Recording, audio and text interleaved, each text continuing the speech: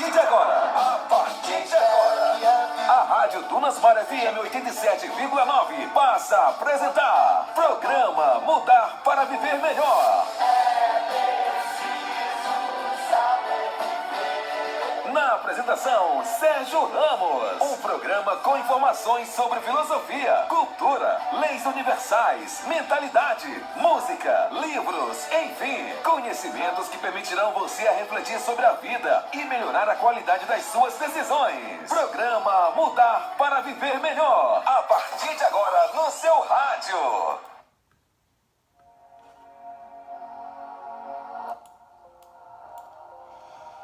Muito bem, hoje são 18 de agosto de 2020, uma terça-feira ensolarada, céu azul, sem nuvens, sol a postos. Começa agora para toda a Tutóia e para o Brasil e também para o mundo, porque estamos pela internet, mais uma edição do seu maravilhoso programa Mudar para Viver Melhor, comigo, Sérgio Ramos. E quando tudo parecer sem saída, venha para cá, porque sempre encontrará uma ideia, um insight, uma frase, um assunto, enfim, alguma coisa que poderá lhe possibilitar reflexões e encontrar novas formas de relacionar com as coisas do mundo, do seu mundo, com as pessoas, com as coisas, com os problemas, né? E a melhor forma de encontrarmos soluções para as nossas questões, tanto para resolver problemas sérios como para resolver problemas de desenvolvimento, são informações corretas, né? Então esse programa ele preza pela informação correta, porque as informações que eu trago aqui são sempre tiradas de boas fontes e coisas que você pode achar na internet, não é nada escondido, não é nada, né? São questões trazidas por especialistas e, evidentemente, tem aí a minha predileção pelas fontes, né? Mas o certo é que a informação correta, ela ajuda, ela é a coisa mais importante da nossa vida, né? Olha, alimentação de boa qualidade, ela ajuda bastante na saúde, água de boa qualidade, ela ajuda bastante na nossa saúde, e a informação de boa qualidade também ajuda bastante na nossa saúde, porque nós tomamos decisões cujas consequências são realmente as esperadas, e isso não traz desventuras, não traz tristezas, não traz angústia, não traz ressentimento. Então a sua vida fica ali na paz, tomando decisões de acordo com as informações corretas, né? Então, olha, hoje nós temos muita coisa para falar. Aliás, nós temos um assunto muito delicado, né? Muito problemático, que é exatamente a educação à distância, né? Nós estamos em época de pandemia e as coisas mudaram, né? Os alunos tiveram que voltar para casa, os professores tiveram que voltar para casa, as escolas tiveram que serem fechadas, mas o certo é que de uma hora para outra, que já é uma coisa que se vem aí, né, se aventando, mas muito lentamente, mas a pandemia fez acelerar o processo de ensino à distância, assim também como trabalho remoto, que é o home office, né? Já falamos uma vez de home office aqui, e hoje nós vamos falar sobre o ensino à distância, principalmente para o ensino básico, né? São tantas variáveis, são tantos problemas que realmente esse ano, nós vamos falar aqui mais para o povão, né? Para a classe baixa, que é a maioria, que é essa que realmente precisa de uma atenção melhor, porque as pessoas que têm grana, os colégios particulares, tem ali as suas vantagens, né? Então, assim como a pandemia veio mostrar o abismo que é a desigualdade social, né? Quando se descobriu aí quase 15 milhões de pessoas que não estavam nem no Bolsa Família, nem em lugar nenhum, e de repente tiveram que se cadastrar para receber o auxílio emergencial, e se descobriu então o tamanho do problema da desigualdade social no Brasil, né? Ficou mais evidente, porque aqui se sabe que a desigualdade é grande, isso se sabe. Mas aconteceu outra coisa também, né? Que quando se fala aí na questão de ensino à distância, principalmente para os níveis fundamentais e básicos, aí as coisas se complicam também, tanto quanto na parte profissional. Então nós vamos falar sobre isso, né? E como você sabe, nós estamos em campanha permanente contra a fake news, né? Contra informações falsas, né? E porque esse programa ele tem um compromisso com a informação.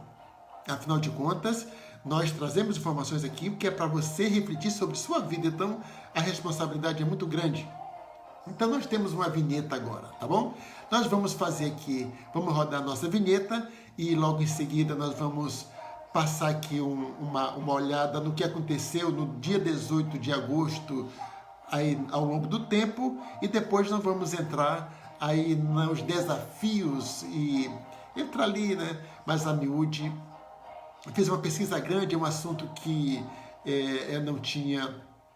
Eu já fui aluno, né? Aliás, eu sou um aluno permanente de EAD, né?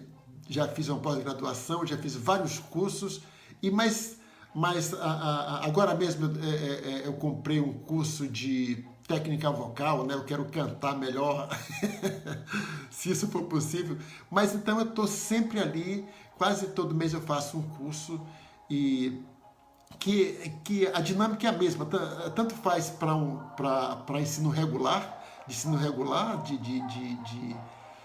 de escolaridade mesmo, né, dessa que a gente conhece, assim como o curso, a dinâmica é a mesma, né? Os desafios são os mesmos. Tá bom? Então vamos rodar aqui nossa vinheta e vamos voltar aqui falando sobre o que é o dia de hoje, e logo em seguida vamos entrar para tratar da questão de como tem sido, né, esse desafio de ensino à distância, principalmente para os ensinos fundamentais e básicos, ok?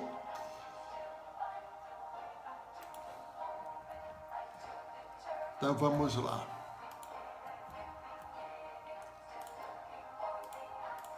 Eita, enrolado hoje aqui.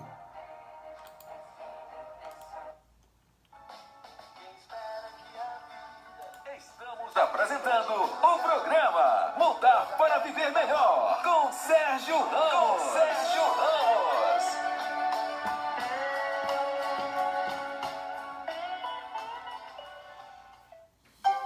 Campanha contra fake news. A internet não é a sua rede social, Facebook, WhatsApp, etc. É muito maior que isso. Antes de compartilhar uma informação que você recebeu, verifique se é verdadeira. Pesquisando na internet, não compartilhe informações falsas. A vítima pode ser você. Se liga, uma campanha do programa Mudar para Viver Melhor. Adote essa mentalidade. Estamos de volta com o programa Mudar para Viver Melhor. Mudar para Viver Melhor. A apresentação, Sérgio Ramos. Muito bem, estamos de volta com o programa Mudar para Viver Melhor e vamos falar aqui sobre, rapidamente, né, porque o assunto é longo, o outro assunto é longo. Então, olha só, hoje é o dia de Santa Helena, também é dia de Santo Alberto Hurtado Cruxaga, né? Também é dia do estagiário, você que é aí estagiário, está começando a sua vida profissional, hoje é seu dia, parabéns para você. Também é o Dia Mundial da Libertação Humana, né? Uma chamada de atenção para a nova escravidão, muito mais por autoflagelação do que por imposição. Esse Dia Mundial da Libertação é um dia que foi criado para você repensar a sua rotina, né? Se você não está dominado pelas tecnologias, pelo trabalho, enfim, né? E se você está tendo aí a possibilidade de viver a sua vida pessoal e a sua vida profissional, né? Então, aí no celular, você é um escravo do WhatsApp, você é um escravo do Facebook, você é um escravo do celular que você não consegue ficar com ele nem um minuto, então hoje é um dia especial para você repensar sobre tudo que você não consegue se livrar, os seus vícios, na verdade, né? Que ele chama de nova escravidão, porque é uma coisa que não é imposta, é uma coisa que é escolhida por nós, né? Então, esse é um dia para a gente pensar sobre isso. Também é o dia da Revolução Cultural. Como toda revolução, né, principalmente essas revoluções de políticas, né? Então, é muito comum que existe um ditador e aí chega aí o salvador da pátria, né? Chega o salvador da pátria, faz uma revolução para melhorar a vida das pessoas que estão ali sob o jugo de um ditador. E, na verdade, essa pessoa que vem salvar todo mundo acaba implementando outra ditadura, né? Então, essas revoluções armadas, principalmente, elas são muito perigosas. Elas nunca acabam bem, né? Estamos há 30 anos que saímos da nossa revolução militar, né? E tem gente pedindo revolução militar outra vez. Muito bem, Revolução Cultural Chinesa, né? Essa aí é voltada para isso, que é a Revolução Cultural Chinesa, lembrada no dia 18 de agosto, foi um período de muitas transformações sociais e políticas na China, quando seu líder político, Mao Tse-tung, barrou o progresso material e tecnológico chinês. Ele queria acabar com o comunismo nos moldes soviéticos e acabou implementando outro comunismo a seu modo. A Revolução Cultural da China foi uma época obscura no país, que fechou o país para o mundo. Foi uma fase muito violenta que divide o povo chinês. Alguns acham que foi necessária e outros que nem deveria ter existido, né? Então, o certo é o seguinte, que até hoje a China é uma ditadura, mas ela é um capitalismo, né? Ela não ficou que nem a Cuba e a Coreia do Norte, por exemplo, que se fecharam mesmo. A Cuba está passando por uma transformação aí, mas a China virou um capitalismo com ditadura, né? Lá as redes sociais continuam sendo muito rigorosas ali, controle total pelo governo chinês, né? Então tá aí, hoje também se comemora isso. Então, olha só, vamos pular aqui um pouquinho, e tem uma coisa aqui bacana para falar, mas esse assunto aqui dessa questão desse ano letivo é muito complexo, né? Então, evidentemente que eu não vou aqui esgotar o assunto, mas vamos trazer alguns sentimentos por parte de professores, de pais, de alunos, né? As dificuldades que esse povo tem aí para se adaptar à nova situação que é realmente muito complexa, né? Então, olha só, mas porque tudo se divide ali, né? Então, as pessoas que têm grana, tanto faz ter Covid, ter pandemia ou não, elas sempre vão fazer as coisas que elas querem fazer, né? Não tem jeito, principalmente estudar, né? Principalmente estudar. É assim antes da pandemia e será assim mais ainda durante a pandemia. Então, quem tem grana contrata professor particular, então o aluno tem computador, tem sala especial, né? Que é uma coisa que se descobriu também, porque quando uma das medidas para você ficar em casa, né? Para você ficar cuidando de um paciente de Covid-19, né? Fala assim, olha, você tem que ficar em um quarto separado e as suas refeições têm que ser colocada por debaixo da porta ali, porque para não ter contato e tal. Mas só que a maioria das pessoas, que essas que estão realmente morrendo, elas não têm essa estrutura, né? Então elas se misturam ali. Tem gente que só mora no quarto e sala, e moram 10 pessoas, 8 pessoas, sempre muito numeroso o número de pessoas nos bairros mais pobres, né? Então, se para você cuidar de um doente de Covid, você não tem como fazer isso na sua casa, estudar também é a mesma coisa, porque exigiria o quarto do filho com tudo arrumadinho, com a mesa, com internet, com computador, com iPad, com celular, tudo ali a postos, né, com ar-condicionado, com ventilador. Então isso é uma realidade que não é a realidade do país, né? Essa é a parte da exceção. A realidade mesmo são os estudantes de baixa renda, que é a rede pública de ensino. Esse que é o problema. Esse que é o problema. Né? Então você vê aí na televisão, né, que está tudo certo, que o ensino é um sucesso. Aí você vê lá a criança, está tudo certo, ela tem direito àquele negócio lá. Né? Tá lá com os cadernos, tudo bonitinho, com a escrivaninha, com o computador bacana. Não, tá tudo isso certo. O problema é que essa não é a realidade. A realidade é que existem estudantes de baixa renda que são realmente os mais prejudicados na quarentena. São essas pessoas que não têm nem o que comer, que vão para a escola por causa da merenda muitas vezes. E a mãe, muitas vezes, os pais trabalham e a escola é que serve assim, do tipo de creche lá. Então as dificuldades são todas, né? Ainda tem o problema dos pais também, que não conseguem ajudar os filhos nas tarefas em tempos normais, ali no caderno. Imagine quando se trata ali de ajudar em aulas remotas, né? Então, vamos falar sobre isso, né? Vamos começar aqui pela questão dos estudantes de baixa renda, que são realmente os mais prejudicados na quarentena, né? Muito bem. 58% dos lares brasileiros não têm acesso a computadores, segundo pesquisa do CGI-BR, o Comitê Gestor da Internet do Brasil.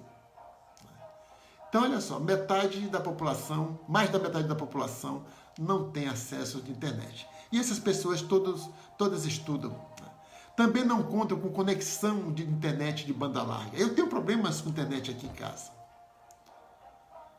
Tinha uma móvel, não deu certo porque eu moro aqui um pouco afastado da cidade. Tive que contratar uma que é bem mais cara, né? Mas de fibra. Eu tenho dificuldades com isso aqui. Teve uma época que eu parei de fazer o programa, de assistir meus cursos, de assistir a filmes, porque a internet não funcionava. Né? Até mesmo para as redes sociais e as aulas, como nós vamos ver, para aluno de baixa renda, para aluno pobre, é usado rede social, é mandado vídeo, né? mandado imagens. Como é que vai baixar ali rapidamente para você fazer essas coisas sem estresse? Meu amigo Paulinho, bom dia, obrigado pela companhia. Né? Então tá aí esse levantamento, quase 60%, mais da metade da população não tem acesso à internet, muito menos banda larga. Não há um levantamento oficial do número de alunos do ensino básico sem aulas no Brasil. O MEC não sabe disso. Né? O MEC é o Ministério da Educação, que nós sabemos que tipo de ministro tinha lá, que não estava nem aí para a educação. Tem aí uma novidade, né? Nós vamos ver daqui a pouco, porque mudou o ministro, né? Mas esse não aparece muito, mas pelo menos apareceu aí com uma solução para nível superior, né? Para universitários. Então é uma vergonha que o Ministério da Educação não tem um levantamento oficial dos alunos do ensino básico sem aula, né? Mas é possível ter uma ideia do impacto da quarentena nas escolas públicas ao olhar para os dados de uma pesquisa divulgada pelo Centro de Inovação para a Educação Brasileira, o CIEB, né? Feita com 3.032 secretarias de educação em todo o Brasil, dos quais 3.011 municipais, 54%, mais da metade, né, dos municípios do Brasil, que são 5.270, se eu não me engano, e de 21 secretarias estaduais, né? Que na verdade representa aí 77% das secretarias de Estado. Então, é uma pesquisa muito ampla que foi feita ali em meados de março e abril. Meu amigo Sérgio Gomes, muito obrigado, meu caro. Tamo junto.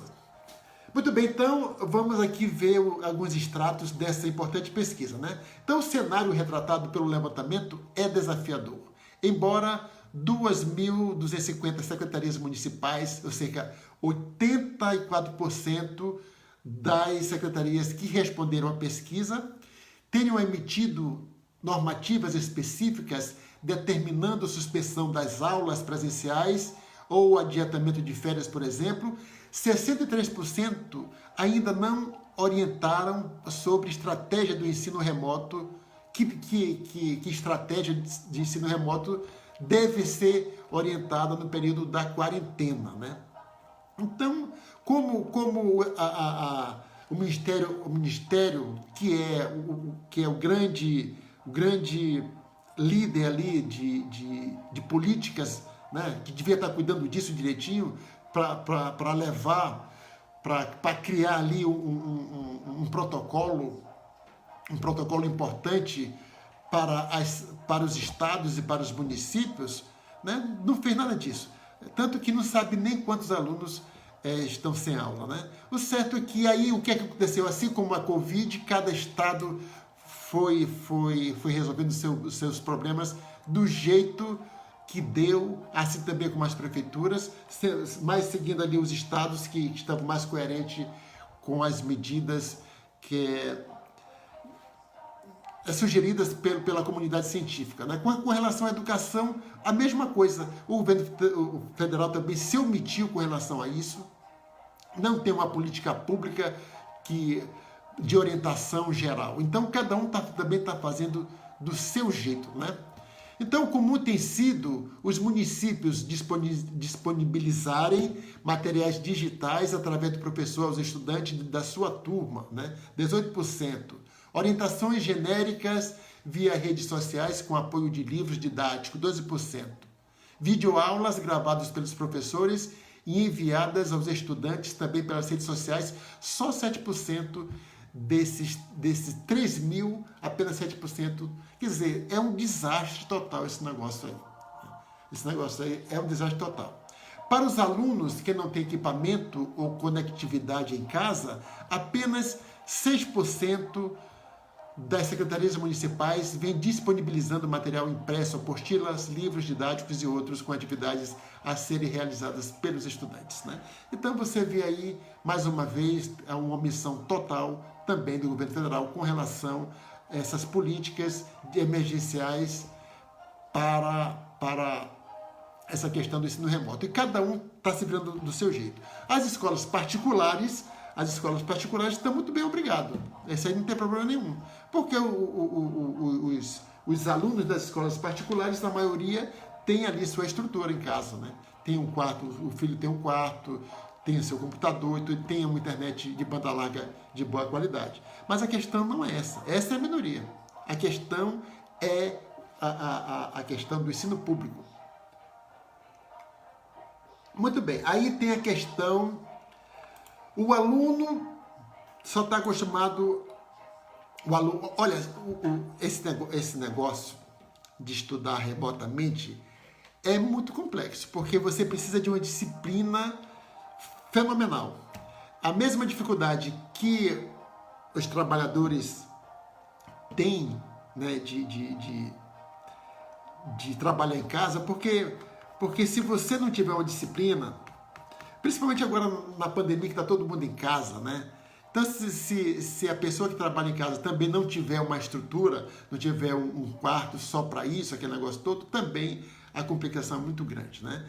Então, fala-se aí que é um sucesso, mas é um sucesso dependendo da situação do trabalhador. Não é generalizado. São ali pontos pontuais onde o trabalho remoto é um sucesso. Porque também tem aqueles trabalhadores que não têm, assim como os alunos, assim como os professores, não tem essa estrutura toda para você se sentir ali plenamente fazendo o seu trabalho, certo? Então, outra pesquisa foi feita que 8 em cada 10 professores não se sentem aptos a fazer aulas online. Eu tiro por mim, né? Hoje eu estou falando aqui com muita tranquilidade, mas eu comecei a fazer vídeo em 2018, né? Cara, e não é fácil não, tá? Para você quebrar essa barreira de se expor, falando ali com a sua cara e falando coisas ali que você não sabe como é que vai ser a reação das pessoas. Inclusive tem uma professora que levantou essa questão, que os professores estão se expondo, né? Uma coisa é você fazer uma aula presencial, inclusive tem muitos professores que não gostam que grave as aulas, né, no máximo áudio, mas não até proíbem que alunos... Olha, eu estudei em 2017, né, então aí 3 anos, quando terminei o meu curso de Direito, né, e tinha esse problema lá, às vezes o aluno queria filmar, tinha professores que autorizava certo pedaço quando ele estava ali preparado com conteúdo, porque os professores falam coisas na sala que não gostariam que fosse divulgado nas redes sociais, porque nós sabemos como é que funciona as redes sociais. Então tem professor preocupado com isso, né? Tem professor preocupado com isso. Como é que vai ser? O que vai acontecer com esses conteúdos todos? Porque o vídeo está por aí. O vídeo está por aí. Né? E cada um é que decide o que vai fazer com essas coisas. Então existe também isso, né? Então, então não tinha não há uma preparação, vamos dizer, oficial ou sistemática para a transição do professor das aulas presenciais para aulas online, até porque não se cogita de forma nenhuma ali a substituição geral, total, generalizada das aulas, principalmente do ensino fundamental e básico, né? Se para adultos, que são as pessoas que estão no nível universitário, já é complicado, imagine para o nível básico e para o nível fundamental. Então não se cogitava isso. Se fala muito ali das tecnologias, do iPad na sala de aula, como o professor vai usar o celular na sala de aula, o computador na sala de aula, o data show na sala de aula, mas isso é na sala de aula. É bem diferente de você começar a gravar aula olhando para o celular. Né? Então nós vamos, se der tempo aqui, né, tem muito material aqui, né? Foi uma pesquisa muito extensa que dá para você ter uma ideia. Então, olha só, o professor também é pobre, o pai do aluno é pobre, e o aluno é pobre, né? Então, falta quarto na maioria dos lares brasileiros para você isolar uma pessoa com Covid, falta quarto para um aluno ficar estudando tranquilamente com seu computador e sua mesa e com ambiente refrigerado, então com ventilador, falta isso. E também falta para o professor um lugar adequado na casa que às vezes ele não tem para fazer as suas aulas, né? Então, é um problema comum exatamente a estrutura. A estrutura falta para o aluno, falta para o professor, falta para os pais, falta para todo mundo, né? Então, é o que mostra a pesquisa do Instituto Península, né? O que mostra a pesquisa do Instituto Península é que em cada 10 professores, 8 não se sentem aptos a aulas online. Quase 90% deles informaram nunca ter tido experiência com o ensino à distância. E 50% não ter recebido treinamento para atuar. Então é grave. Meu amigo Sérgio Gomes, né? Muito obrigado, né? Comunicador, é uma responsabilidade falar para um jornalista experiente como você, viu? Então, olha só, 90% dos professores informaram nunca ter tido experiência com o ensino, nem para estudar, muito menos para ensinar. E 55% não ter recebido treinamento para atuar nesse sentido. Né? Essa pesquisa também é ali de abril, março, né? Não encontrei pesquisa nova. Então, ela fala que depois aí de quase 3 meses das escolas fecharem no país por causa da pandemia do coronavírus, 83% dos professores não estão preparados para ensinar online. E são eles que dizem isso em pesquisa realizada pelo Instituto Península, a qual o jornal Estado de São Paulo teve acesso. Os docentes da rede pública, os docentes de redes públicas e particulares ainda se declaram ansiosos e nada realizados com trabalho no momento atual. Então, é um estresse muito grande. Os professores já reclamam do estresse em tempos de pressão e temperaturas normais, né? Então, veio aí a Covid e alterou essa temperatura e essa pressão a níveis totalmente desconhecidos, né? Então, estudos internacionais e experiências em países que são considerados exemplos de educação mostram que o professor é fator determinante para o ganho de aprendizagem do aluno, principalmente para os mais vulneráveis. E em tempos de isolamento a importância aumenta, já que muitas vezes o profissional é o único vínculo com a escola. Então, que se sabe, o professor tem a responsabilidade de fazer o aluno aprender. A responsabilidade do aluno de aprender depende da responsabilidade do professor de ensinar. É um paradoxo aí, né? A responsabilidade do aluno é aprender. Mas se o aluno não aprende, pode-se dizer que o professor tem bastante responsabilidade nisso, né? E a nossa educação, como se sabe, não é das melhores, né? E esse ano foi um ano aí de abismo, de obscurantismo total. Porque o Ministério, que deveria traçar as políticas públicas novas, né, não funcionou, infelizmente. Então, continuando aqui com a pesquisa da Península, quase 90% dos docentes informaram na pesquisa que nunca tinham tido qualquer experiência com ensino à distância.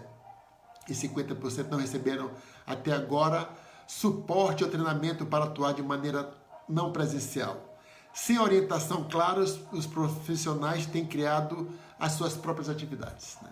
E aí, meu amigo, o Deus nos acuda, porque cada um tem um jeito de fazer as suas coisas. Não é à toa que 83% afirmaram se comunicar pelo WhatsApp com as famílias, em vez de usar ferramentas pedagógicas das escolas ou redes. Então existe aí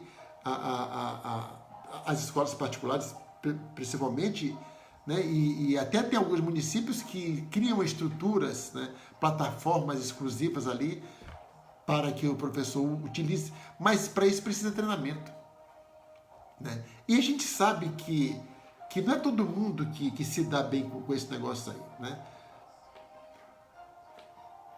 É complicado esse negócio. Tem que gostar, tem que ter ali uma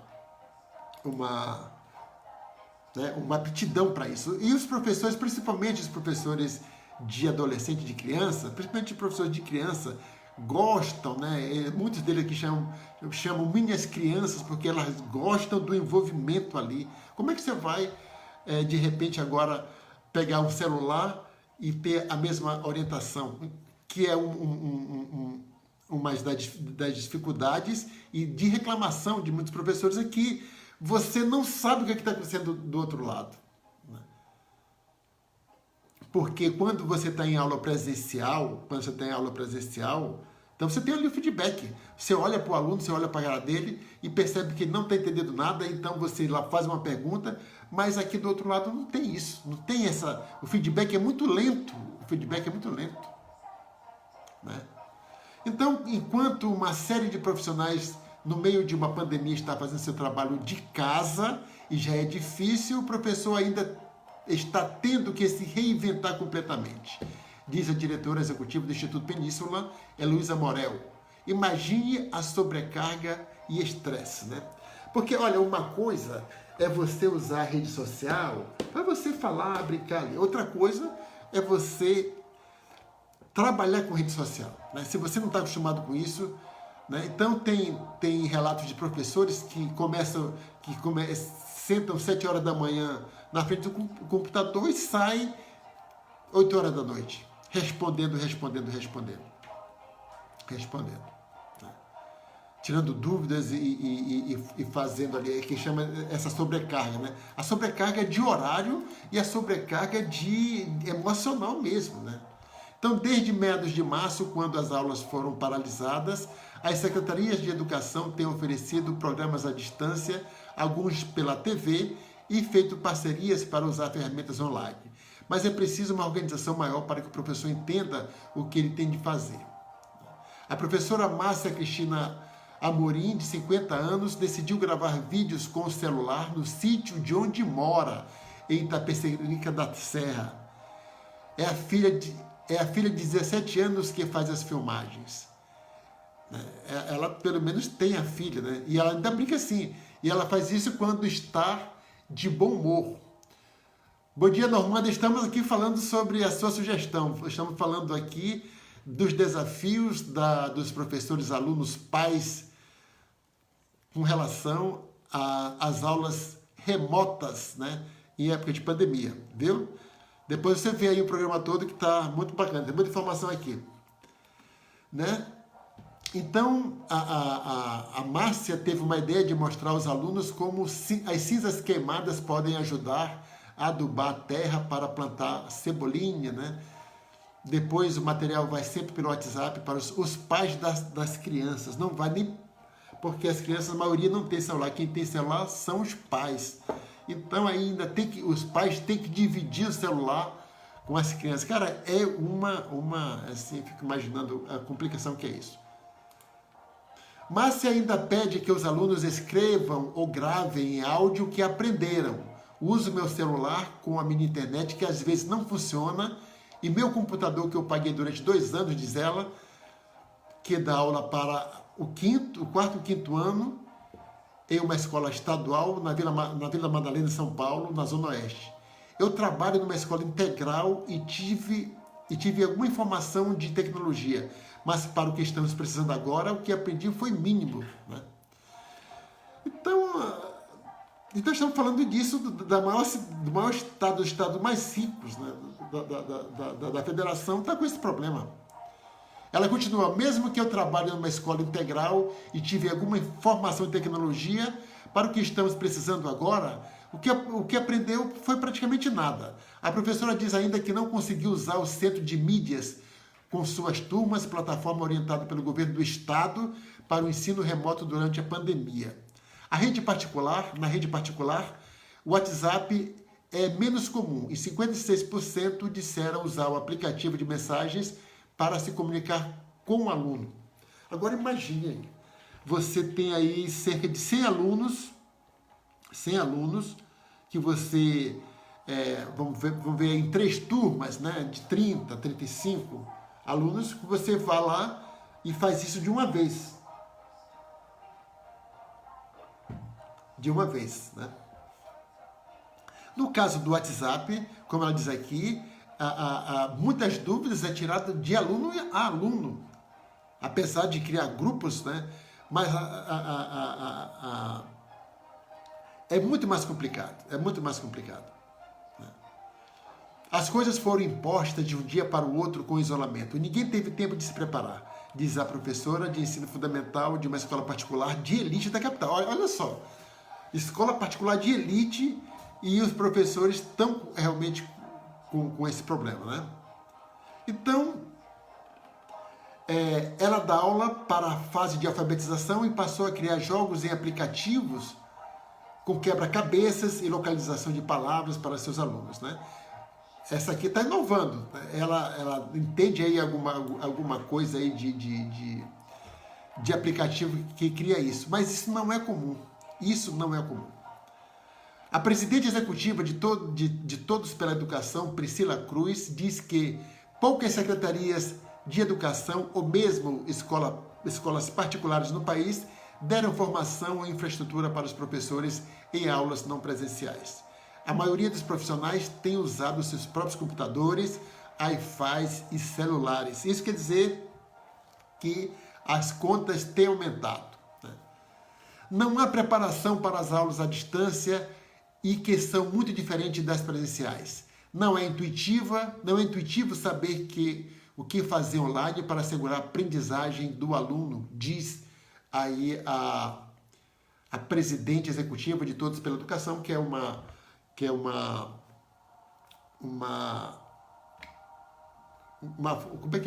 instituição sem fins lucrativos, né? Muito bem, então é isso aí. É isso aí. Se você é professor, e escreva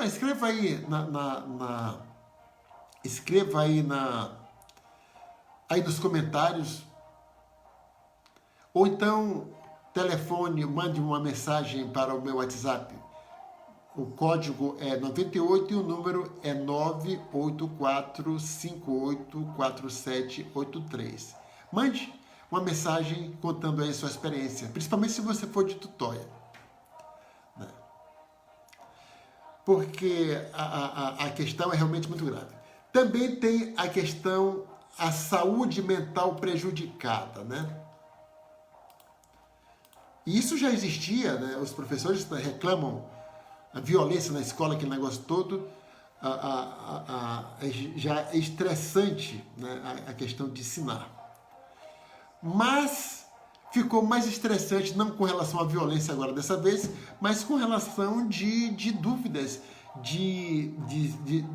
do professor ficar perdido ali sem saber exatamente o que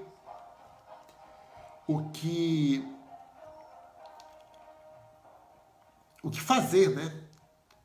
A pesquisa ainda mostra que o cenário inclui uma saúde mental já prejudicada do professor. Quase 70% deles se disseram ansiosos e só 3% se revelaram realizados, ou seja, estão ali no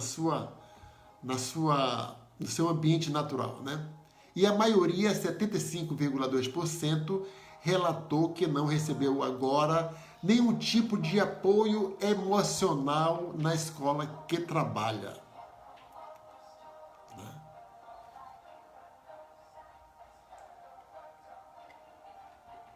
Problemas.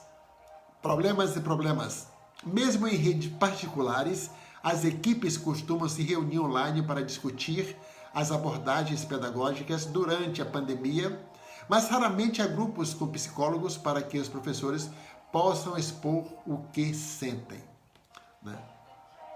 Então tá aí, ó, jogaram aí tanto o aluno, quanto pais, quanto... Não é que jogaram, né?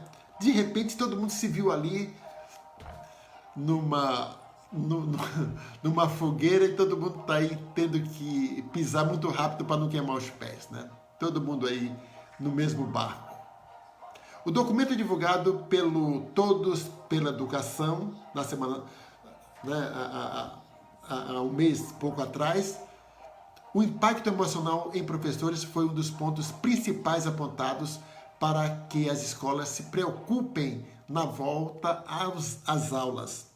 O grupo de especialistas que analisou 43 pesquisas sobre momentos semelhantes ao atual, como desastres em guerras, diz que o suporte psicológico para professores é crucial porque, além de serem diretamente impactados pela crise, precisarão atuar na minimização dos efeitos sentidos pelos alunos, né? Então, além de se preocupar com a própria saúde, o professor ainda tem essa responsabilidade de acalmar os alunos, que na verdade, em vários depoimentos de professores, o que eu percebi aí é que a parte didática, a parte do conhecimento, né, científico que a escola tem ali o objetivo de falar, de passar, e isso está ali misturado com essa questão da discussão da própria pandemia. Então, o conteúdo está totalmente prejudicado. Totalmente prejudicado.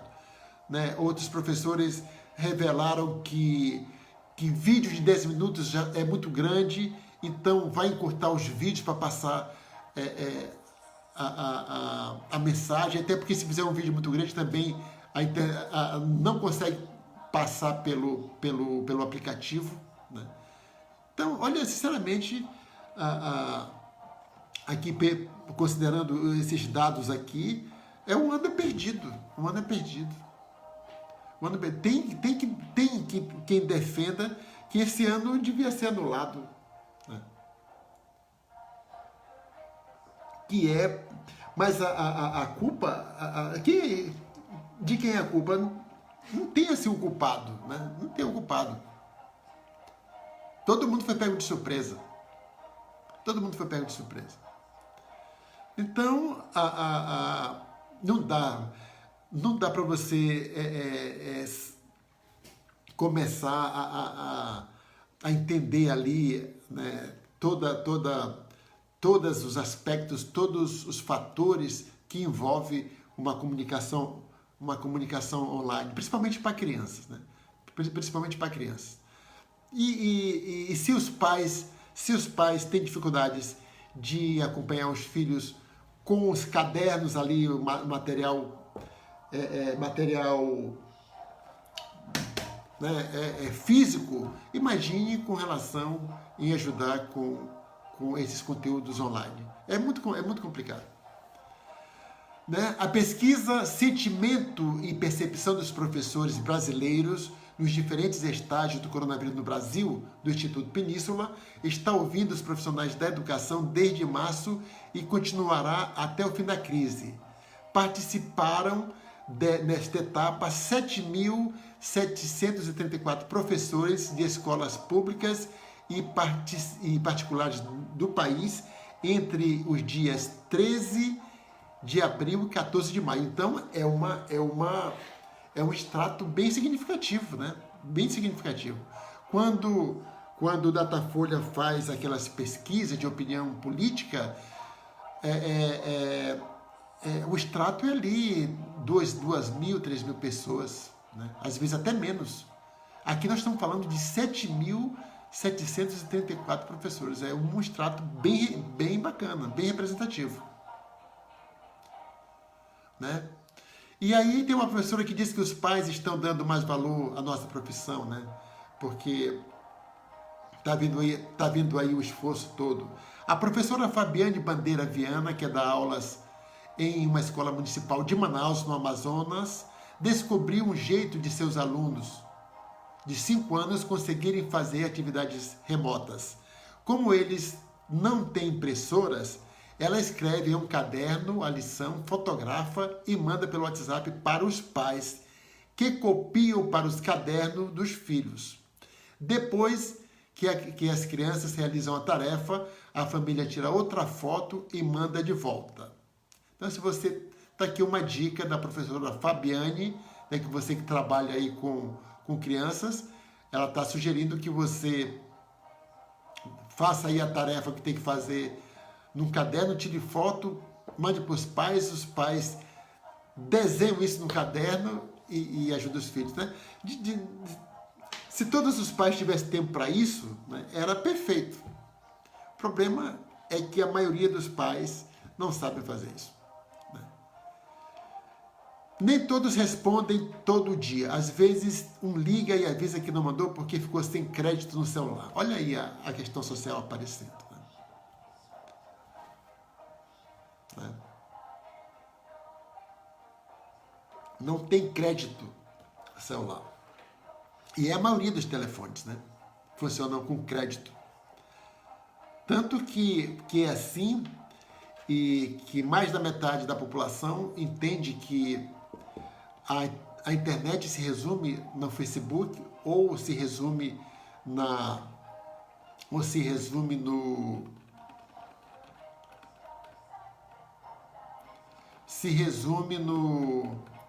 no WhatsApp, né? Porque as operadoras oferecem acesso grátis que não come crédito. Quando você vai para a internet, aí começa a comer. Então, as dificuldades são todas, né? Então, olha, já está acabando o nosso tempo. Já faltam aí apenas 10 minutos e tem muita coisa para falar aqui, né? Falta suporte, né? A parte psicológica também fica esquecida no cenário. A nova rotina de trabalho traz mais estresse e ansiedade.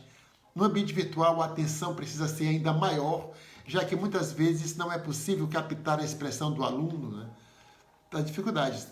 Aulas online em arranjo emergencial reprovam ensino à distância no país, né? Está aqui uma visão de que não, por mais que os professores se esforcem, por mais que os pais se esforcem, por mais que os alunos se esforcem, não assim, a percepção é que não funcionou. Não funcionou. Não funcionou, primeiro, porque não é para todo mundo. A maioria está fora desse negócio, né? Então, olha, se pré-Covid já era ruim, pós-Covid o abismo ainda é maior, sintetizou o cientista político Márcio Black, coordenador de mobilização social da Fundação Tid Setúbal, no UOL.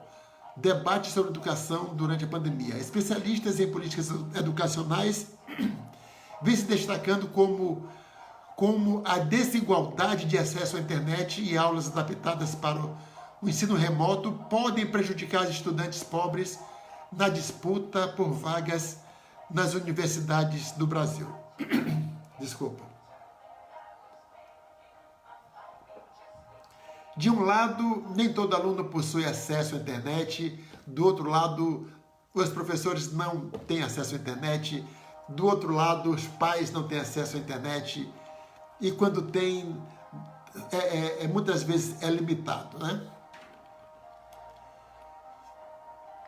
É muito, né? Então, no Brasil, aqui, a pesquisa, no Brasil, a discussão sobre tais fatores é antiga e atual. O calendário, embora atribulado, continua correndo, englobando o ensino online e EAD, né, que vem sendo glamourizadas como tendência do futuro high-tech pós-pandemia para estudantes de famílias ricas, diga, né? Então, esse cara aqui foi mais ali direto, porque para as famílias ricas realmente não tem problemas. Já, né? Já para o que realmente interessa, que é a maioria do povo, né? Não funcionou. Então, olha só, dicas para os professores. Aprenda com outros professores. Esta é a hora de deixar a vaidade de lado e aprender com os colegas. Não é preciso muito esforço para encontrar outro professor que já utiliza tecnologia para apoiar na sala de aula. Peça sugestões para ele. Vai valer a pena, né? Isso se o professor tiver tempo, porque ele está ali, aumentou bastante o tempo de trabalho do professor, né? Compartilhe. Se você já utiliza recursos e conhece aplicativos que podem ajudar outros professores, este é o momento de compartilhar, né? Mesmo que passe aqui um tempo, eu vou ter aqui umas sugestões de aplicativos, eu vou falar. Tenha vontade de aprender, essa motivação é importante. Saiba lidar com os imprevistos, né? E tente fazer diferente. Em tempo de coronavírus, os professores precisarão se reinventar, né? Essa palavra é muito recorrente, se reinventar. Mas se reinventar como, né? Fazer como, carapalho? Eles precisam, isso tem que ter. Isso tem jeito, forma de fazer isso, né? Quando você deixa ali para o professor, tem ali a didática mínima para essas coisas, né? Tem que ser ensinado. E em cima disso é que você vai criar, né? Mas assim, se reinventar com todas as dificuldades que as pessoas têm, é complicado, porque aí você perde a unidade você perde o padrão de ensino, né? Porque cada um ensina do jeito. Muito bem. Então, aí que para os professores aprendam com os outros professores, compartilhe, tenha vontade de aprender, saiba lidar com os imprevistos, tente fazer diferente e pesquise sobre os aplicativos, né? Para os alunos, organização, estudar sozinho em casa não faz parte do paradigma da maioria dos alunos. Olha, se é difícil você manter os alunos dentro de sala ali direitinho, imagine em casa, né? Tenha paciência, né? Falando para crianças aqui, não fique sozinho. Você pode sentir falta dos seus amigos. A recomendação é que você converse com eles remotamente, peça ajuda, aproveite a oportunidade da crise, né? Tem até que pais irresponsáveis univos, como apoiar o estudo dos filhos durante a quarentena. Então, isso aqui já é uma dica para os pais. Mantenha uma rotina. As crianças e jovens devem acordar no horário habitual, vestir-se adequadamente, alimentar-se de maneira saudável e então se dedicar ao estudo dos conteúdos que já seriam trabalhados em sala de aula, que é uma dica boa, né?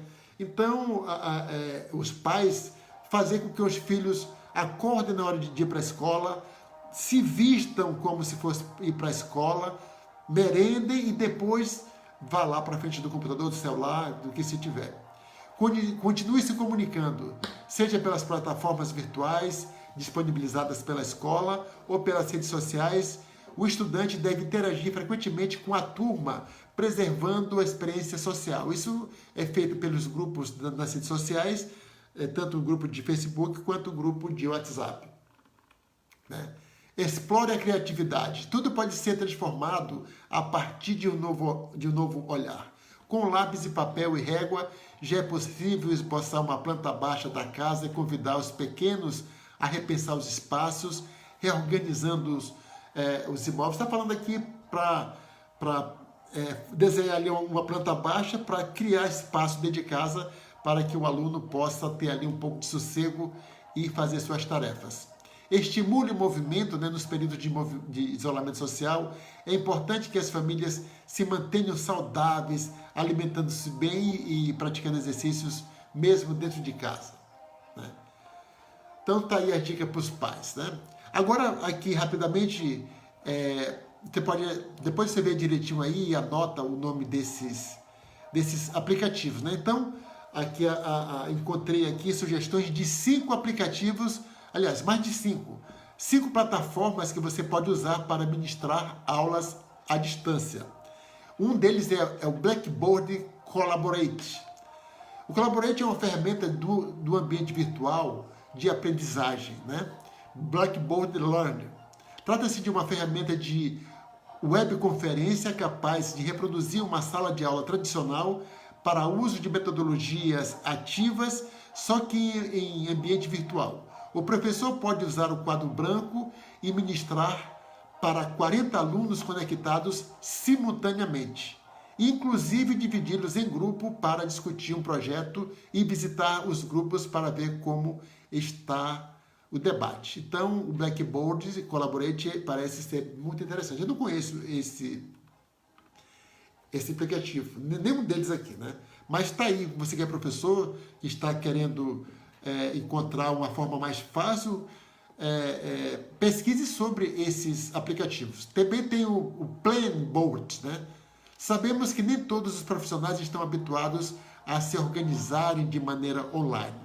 A ferramenta Planboard, nesse caso, é uma alternativa muito funcional que ajuda professores e coordenadores no planejamento de suas atividades. Então, o Planboard é um aplicativo para você fazer planejamento de aulas, em grupo, inclusive, né?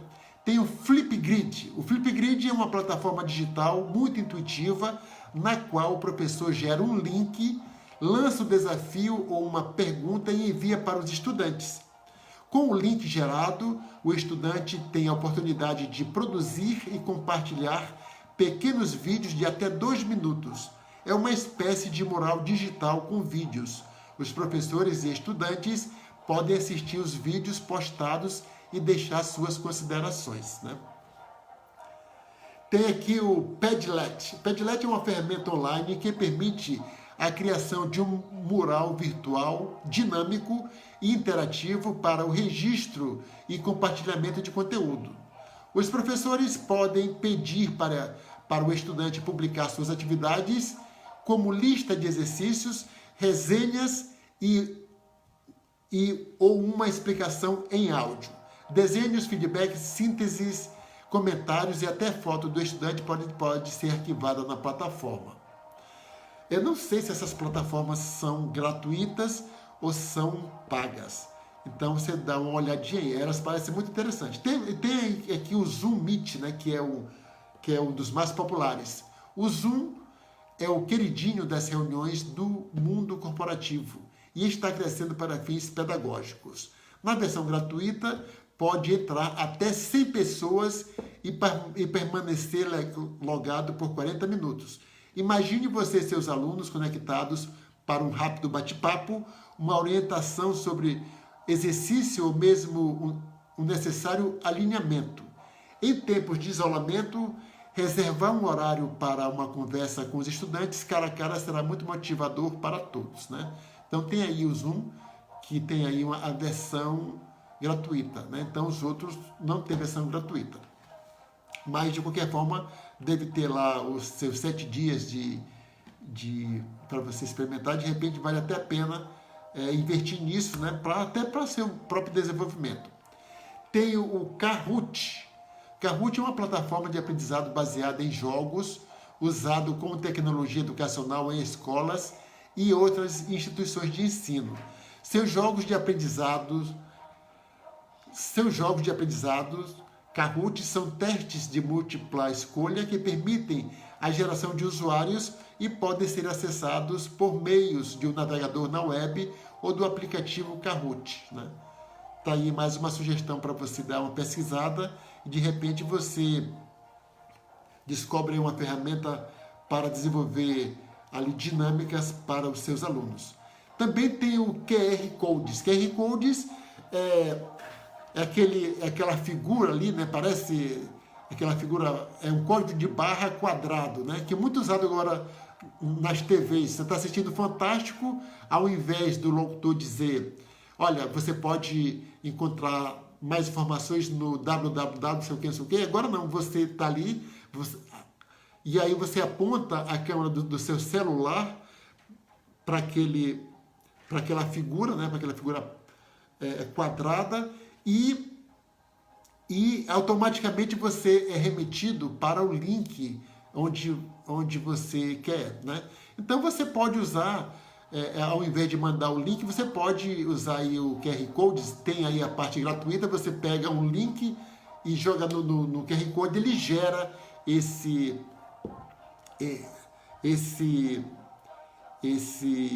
código, né? E aí você para baixar, você faz um cadastro, é grátis o cadastro, e aí você espalha esse QR Code por aí para seus alunos, para ficar mais fácil para os seus alunos acessar as coisas, né? Também tem o formulário Google, né? Você quer fazer pesquisa com seus alunos, você quer até fazer mesmo teste com eles, porque é muito bacana, é um formulário que você pode fazer até prova, né? Como é que fica a questão das provas? Que na sala de aula, mesmo estudando ali já com 57 anos, na sala de aula, o professor fazia vários tipos de prova, colocava um aluno, uma carteira sim, outra carteira não, e ficava ali o tempo todo. Uns traziam até monitor, que era para a gente não colar, né? A gente não, eu nunca colei. Aliás, pelo menos nos últimos anos não. Passei pelo processo quando eu era mais jovem, mas depois eu descobri que colar você está se enganando a si mesmo. Então existe, olha, em sala de adultos, né? Porque a minha turma lá a minha turma do direito era uma turma bem adulta. Geralmente as pessoas estavam ali com 30 anos, então a maioria já trabalhava e tal. E mesmo assim tinha que ter esse negócio todo. Agora, como é que vai fazer as avaliações desse jeito, sem esse controle, né? E também tem o Google Drive, que seria para você, né, disponibilizar materiais, né? para não mandar, às vezes o material é mais pesado, para você não mandar ali pelo WhatsApp, você manda um link ou manda um QR Code para a pessoa acessar o Google Drive, onde está lá os vídeos, fica muito mais fácil de baixar. Dicas para estudar à distância. Seja organizado, compreenda que o ensino online é como o presencial, a responsabilidade é a mesma, né? Faça os exercícios, tenha um local apropriado para os estudos, esse aqui que é o problema, né?